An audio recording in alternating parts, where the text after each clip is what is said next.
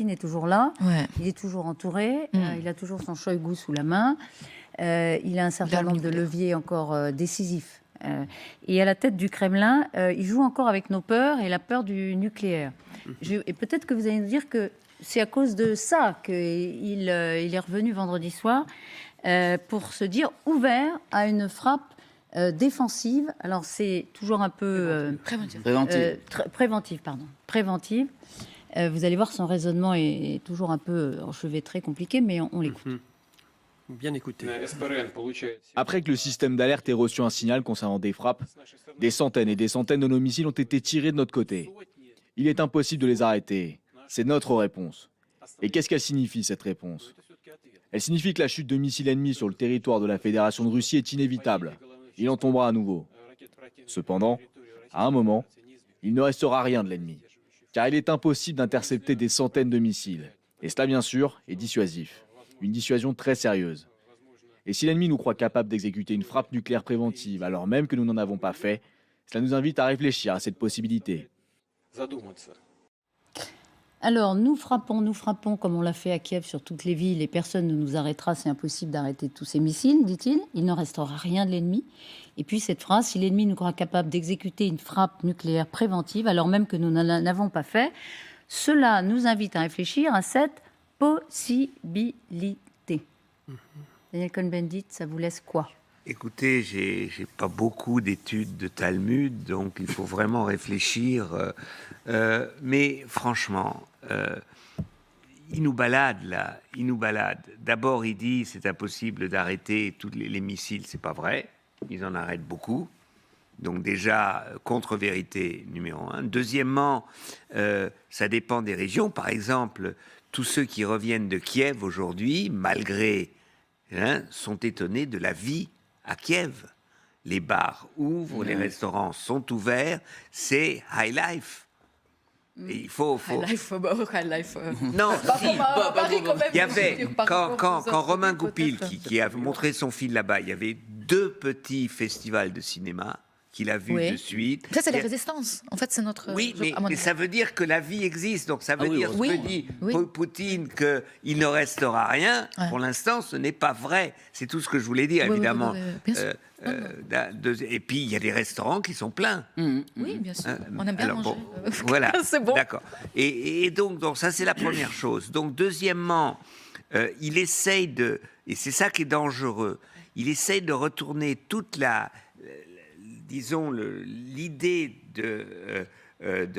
du nucléaire en disant « je peux faire une guerre traditionnelle parce que je me protège avec mon nucléaire ». Avant, c'était le nucléaire, c'était pour la dissuasion de faire la guerre. Et aujourd'hui, le nucléaire devient le permis de faire la guerre. Et ça, c'est ça. Et là, personne n'a la réponse. Parce c'est ça le piège ukrainien. Ce sera une réflexion d'ailleurs sur c'est là le piège ukrainien. Il disait, si vous m'empêchez de prendre alors après... Oui, c'est ce qu'on disait, c'est la... Et le dernier point, pour lui, le problème pour Poutine, il est en train de perdre dans la population russe, il est en train de perdre, disons, sa crédibilité. Ouais. La seule chose qui lui reste, c'est pour ça que les Américains hésitent, et tout le monde hésite, d'attaquer en Russie. C'est que là, il aurait la possibilité de mobiliser la magie de la grande guerre patriotique. On est attaqué.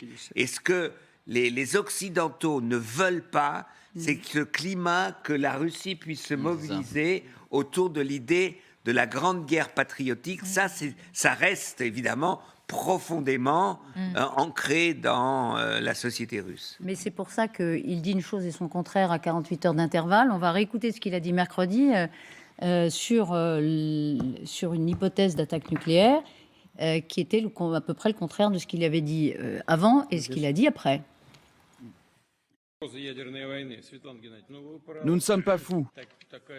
Nous considérons les armes de destruction massive, l'arme nucléaire, comme un moyen de défense.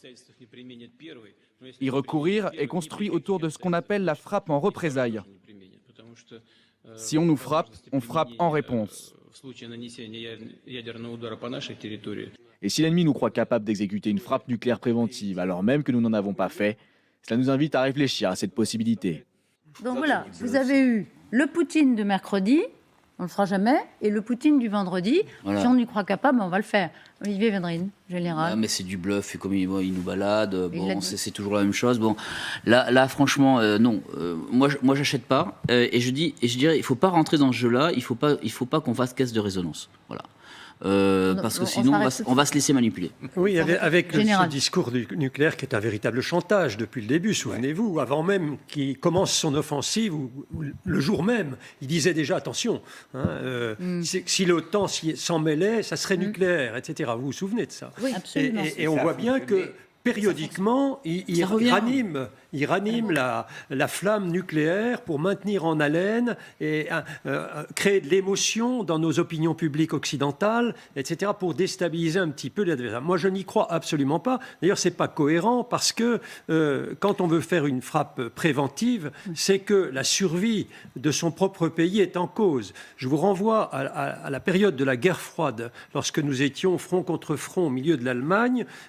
On avait annoncé, avec la réponse flexible américaine, que si jamais ils déferlaient avec leurs 2 500 000 hommes sur l'Allemagne et l'ouest de l'Europe, alors on tirerait nucléaire. Vous voyez, on l'avait dit ça à l'époque. Mais je voudrais, parce que vous dites, j'achète pas. Je reprends l'expression d'Olivier. très parlante d'Olivier Védrine. J'achète pas. Mais il n'empêche que ça a eu un effet quand même qui n'est pas mince, Ouais, au début, puisque le président indien Modi a, dans la foulée, dit qu'il ne rencontrerait pas Poutine. Regardez le tweet qu'en a fait Galia Kerman, qui est une de nos grandes spécialistes de la Russie, qu'on se reçoit souvent dans le temps de l'info. Elle dit ceci, voilà, après 20 ans de rencontres annuelles, Narendra Modi a refusé de se rencontrer avec Poutine, de rencontrer Poutine, à cause des menaces de ce dernier d'employer l'arme nucléaire si besoin contre l'Ukraine. C'était après vendredi soir. Une sage décision, il ne restera bientôt plus grand monde autour de Poutine. Alors pardon, à force de revirement, Poutine il commence à décourager ses plus proches alliés. Le sommet de décembre a été annulé par Modi, c'est pas rien. Ça veut dire qu'il est totalement isolé et que... Oui, mais vous voyez comme quand même ces revirements, c'est... On l'avait vu lors de la dernière réunion de l'organisation de Shanghai, Voilà. où manifestement le dirigeant indien, mais aussi chinois, avait battu très froid à Vladimir Poutine sur le nucléaire. Ça lui avait suggéré la remarque de « je comprends les préoccupations de la Chine », etc.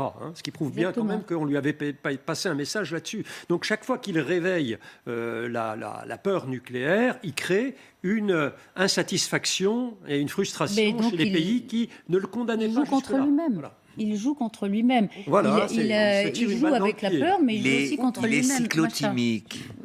Il est cyclotimique. Il est cyclotimique. Oui, il est psychiquement cyclotimique. Donc un matin, ça va bien, l'autre matin, ça va mal. Ouais, Et nous, là, on est en train d'être des psys de cuisine en disant tiens, là, c'est le degré 1 de sa maladie. Ah non, ça, c'est le degré. C'est pas comme s'il n'avait pas envahi l'Ukraine le 24 février. On est un petit peu obligé aussi, puisqu'on n'a pas vu ce qu'il allait faire, d'essayer de comprendre ce que peut-être il va faire. Parce qu'on n'avait pas vraiment complètement compris qu'il allait. C'est vrai, mais le problème, c'est que la maladie avançant, il devient de plus en plus incompréhensible. Donc aujourd'hui, dans la situation de la guerre, il faut voir ce qui se passe sur le terrain, et non pas dans les discours de Poutine, parce qu'il nous envoie balader. Oui, alors, c'est tout ce que je veux dire. L'affaire de Modi, c'est Bloomberg qui dit, en citant l'agence Bloomberg, qui cite une source interne au gouvernement indien et qui annonce que le sommet a été annulé après la déclaration. C'est un grand signe, je pense, c'est important pour que ce, disons, en tout cas, camarade diplomatique ne le soutienne plus, et c'est un geste de mon point de vue. Une autre chose, je pense que c'est extrêmement dangereux. Si ce monsieur président Poutine n'est pas dans l'état normal, c'est parce qu'il est armé. S'il était paisible, ok, il est dans son coin. Mais je pense qu'au contraire, c'est extrêmement dangereux ce qui se passe. Macha, est-ce que vous le trouvez en mauvaise forme là? Est-ce qu'il a l'air malade là?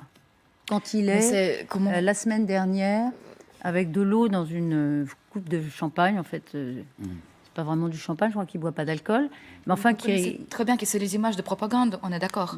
Donc on va montrer, qu'est-ce que vous connaissez depuis cette histoire de l'Union soviétique, quand le monsieur qui travaille sur le champ, sur le tracteur, il doit habiller sur les chemises blanches, après le travail, il tombe totalement noir, genre en poussière et tout. Donc je veux dire que c'est les images de propagande. Mais Évidemment qu'il faut tout montrer qu'il a les chemises blanches et il est dans l'état normal. Oui. Je ne sais pas à quel état est M. Poutine, mais je sais qu'il attaque, il menace, encore une fois, l'Ukraine de frappe nucléaire. Et c'est pas drôle.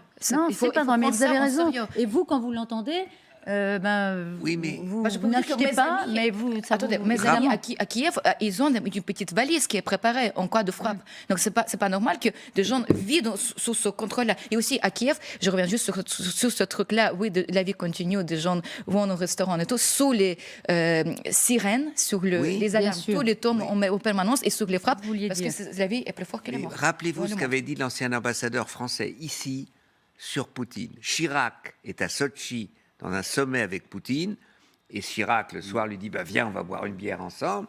Il vient dans l'hôtel de Chirac, mais il vient avec sa boisson. Il ne boit rien. Il est complètement paranoïaque, mais pas d'aujourd'hui.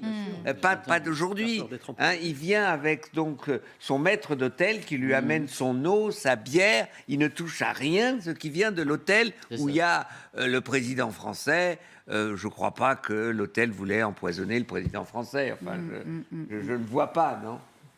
Et ça, c'est Blanche Maison qui avait dit ça. Oui, oui. Claude Blanche-Maison, Mais, qui est souvent, mais notre invité. je discutais justement à ce forum en Pologne, et on me disait que chaque mois, Poutine changeait l'ensemble de son personnel de proximité.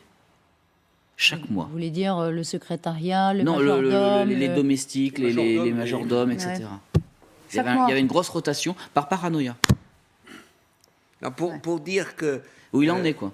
Alors, il est pas et ça, seul, hein. c'est vrai que ça se voit pas à l'image. C'est tout ce que je Non, voulais mais dire. ce qui était intéressant, c'était de s'arrêter, on l'a fait vendredi dernier, sur le fait qu'il veuille montrer cette image. Ça avait un Ouais, sens. d'accord. Il ne fait rien de façon innocente. Et il voulait montrer que voilà, il était bien, il est capable d'être détendu, tout en parlant de l'apocalypse. C'était le message qu'il avait envoyé. C'est pas tellement C'est rassurant. du nihilisme Non, russe. mais il sait très bien. C'est du nihilisme russe. C'est un courant qui a traversé la Russie à partir du 19e Oui, siècle. oui, le nihilisme, absolument. Mais il n'est pas tout seul quand même. Mais il sait très Voilà. bien que tirer nucléaire, ça veut malheureusement. dire la fin de la Russie. Périodiquement, les Occidentaux rappellent que l'alliance est aussi nucléaire. Ça veut dire que, Ah oui. attention, il le sait très bien, ça. Donc, Mais si c'est du Mais excusez-moi, Olivier- pourquoi au début de l'invasion, on n'a pas envoyé Olivier les Védrine, je voudrais juste avions revenir. Olivier Védrine, il change tous les mois de personnel, mais il y a quand même des invariants, on va dire, autour de lui, Mhm. qui continuent avec leurs outrances. Alors il y a Medvedev, le vice-président, oui. qui est là pour aboyer encore plus fort si c'est possible, et il l'a encore fait cette semaine. Il y a ce week-end. Il est dans son rôle, Il a fait cette déclaration. Notre ennemi ne s'est pas retranché uniquement dans le gouvernement de Kiev, il est aussi en Europe, Amérique du Nord, Japon, Australie. Le monde. Voilà. Nouvelle-Zélande, j'ai pas eu le temps de lire la suite, Le mais monde. on a compris, il va bientôt pouvoir dire l'Inde peut-être. Voilà pourquoi nous intensifions la production des moyens de destruction les plus puissants, Alors, y compris se baser sur de nouveaux principes. qu'il est Vous soupirez. Mais oui, parce qu'il est dans son rôle, quoi. On lui a donné ce rôle-là. Poutine l'utilise, il l'a utilisé comme président, maintenant il l'utilise. Mais il est comme- toujours là. Attendez, mais c'est permis il de ne dire s'en ça. débarrasse pas, Poutine. Comment? Il ne s'en débarrasse pas, Poutine. Il s'en débarrasse pas, mais parce Ça qu'il lui sert. il a besoin de lui. Il est dans son rôle. Il est dans son rôle. C'est quelqu'un qui a été entre guillemets pro-Occident. Maintenant, c'est Le grand quelqu'un- réformateur. le grand réformateur, Absolument, etc. Et maintenant, absolument. mais Qui menace chaque fois, téléguidé par Poutine. C'est Et ça, là, il continue c'est d'être ça. téléguidé par Poutine. Poutine, lui, tu dis ça, il dit ça. Ce gars-là est connu chez les Russes comme étant un alcoolique au plus haut degré, quoi. Bon. Mais n'empêche pas qu'il menace, il dit qu'on va préparer les armements défensifs pour attaquer vous, mes chers voisins. Oui, mais là, on les- est dans le les pays déclaratoire, excellents. on Ah, est ça.